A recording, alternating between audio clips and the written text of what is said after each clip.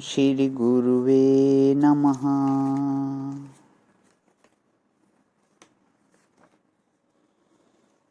यस्य स्मरणमात्रेण ज्ञानम् उत्पद्यते स्वयं, य एव सर्वसम्प्राप्ति तस्मै श्री गुरुवे नमः। ओम शांति शांति शांति। प्रणाम भवन। श्वेता श्वेत्र उपनिषद स्वामी श्री अखंडानंद सरस्वती जी महाराज का दिव्य ग्रंथ, जिसमें भगवान हमारा जो है 52वां प्रवचन चल रहा है, ब्रह्मवेत्ताओं का अनुभव भाग 1।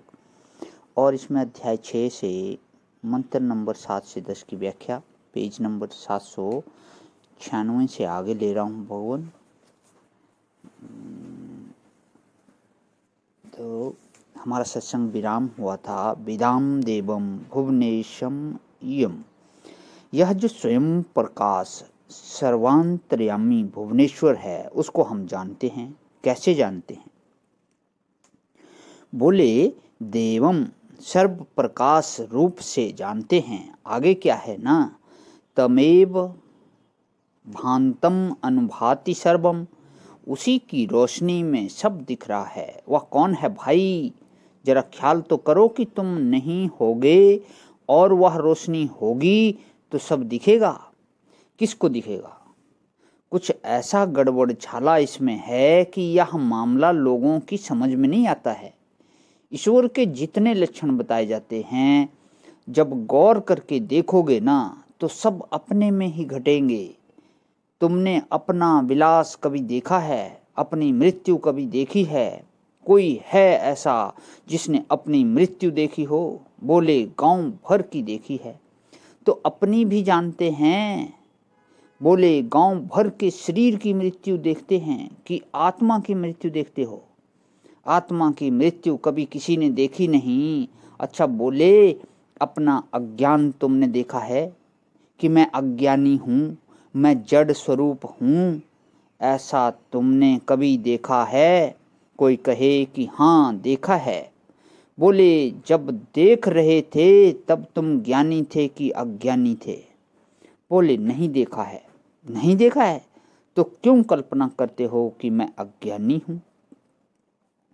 अपने जड़ होने की कल्पना क्यों करते हो? अपनी मृत्यु की कल्पना क्यों करते हो?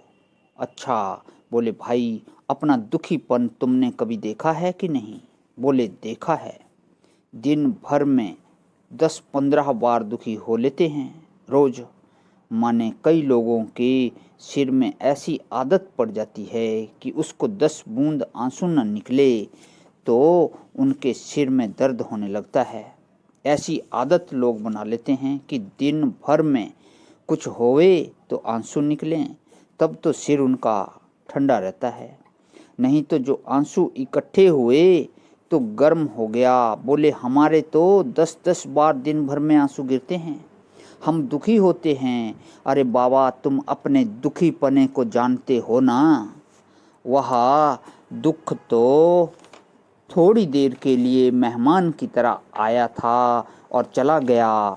तुम तो ज्यों के त्यों हो, तुम दुखी नहीं हो, दुखी से न्यारे हो। अब आई व्याख्या विदाम महा। देखो, अपनी मृत्यु देखी नहीं, अपनी जड़ता देखी नहीं और अपने को दुखी देखा नहीं।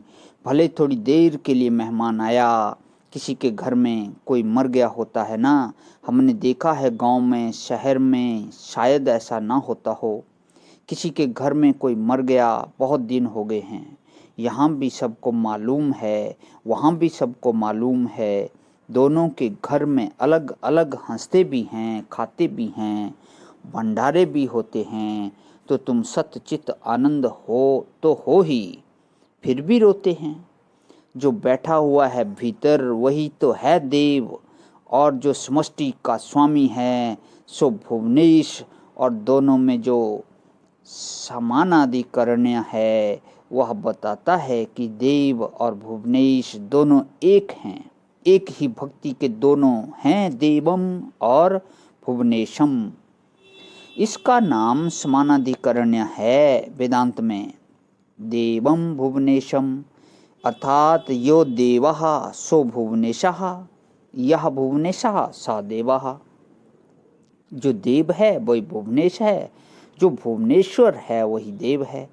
बोले वेद में ही उसका प्रतिपादन है, इसलिए ईश्यम यह देवेश देवता है। आत्मा और ब्रह्म की जो एकता है वह देहोत्तर है। इसको विद्यामः हम सब स्पष्ट अनुभव करते हैं। दुख हो सुख हो, ज्ञान हो अज्ञान हो, जन्म हो मृत्यु हो, जीव हो जगत हो, ईश्वर हो, जो हमारे सामने आवेगा वह देखा जाएगा। जैसे बोलते हैं ना कि कल ऐसा होने वाला है कि देखा जाएगा। जो आवेगा अच्छा देखा जाएगा भाई, उसको भी देख लेंगे। अब 1000 दुख आया, उनसे सुख नहीं बिगड़ा तो अब क्या बिगड़ जाएगा। हजारों बार मौत जन्म आए और गए, क्या बिगड़ जाएगा। हजारों बार नींद आई, बेहोशी आई और अब तक कुछ नहीं बिगड़ा तो अब क्या बिगड़ जाएगा। एक भक्त की प्रार्थना है, ऐसी बढ़िया है, आलमदार स्तोत्र में है। आलमदार स्तोत्र में है। अभूतपूर्वम मम भावि किम वा सर्वम सहेम्य सहजम ही दुखम, किंतु स्वदग्रे शरणागतानां पराभवो नाथ न ते अनुरूपः। प्रणाम भगवान। इसकी व्याख्या को अब कर लेता हूँ। आज यही विराम। ओम शांति शांति शांति। प्रणाम भगवान।